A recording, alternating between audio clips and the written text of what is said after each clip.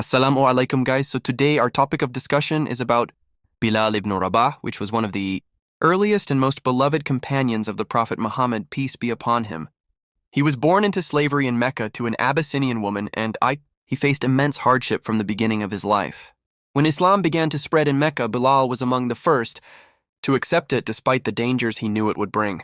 Bilal's conversion to Islam angered his master, Umayyah ibn Khalaf, a staunch opponent of Islam. Umayyah tortured Bilal, severely trying to force him to abandon the new faith. He would drag him out into the scorching desert during the peak of the day, lay him on the burning sand in place, a heavy stone on his chest, hoping to break his spirit. But Bilal remained firm in his belief. He kept repeating the word ahad, meaning one referring to the oneness of Allah. His body was wounded. His skin was burning under the sun, but his heart was firm and unwavering in faith. When the Prophet, peace be upon him, heard of the terrible torment Bilal was enduring, he was deeply moved. Abu Bakr, the close companion of the Prophet, peace be upon him, went to Umayyah and offered to buy Bilal's freedom. Umayyah agreed, and Bilal was set free. This was a moment of immense joy for the Muslims. Bilal was no longer a slave of man, but a servant of Allah. After gaining his freedom, Bilal stayed close to the Prophet, peace be upon him.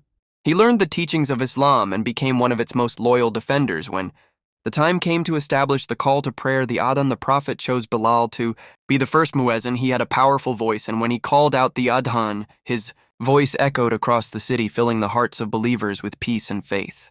Bilal stood beside the Prophet, peace be upon him, in battles, in prayer, and in hardship.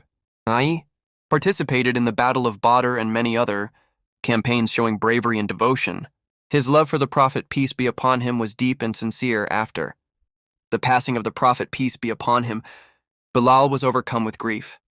He could not bear to stay in Medina, where every corner reminded him of his beloved Prophet. He requested to leave and eventually moved to Syria. During a visit to Medina years later, the people begged him to give the adhan once more. When he raised his voice again, the entire city was filled with emotion. The companions wept as memories of the Prophet, peace be upon him, returned to their hearts. Bilal's life is a shining example of faith, perseverance, and love for Allah and His Messenger. From a life of slavery and torture, he rose to become one of the most honored figures in Islam.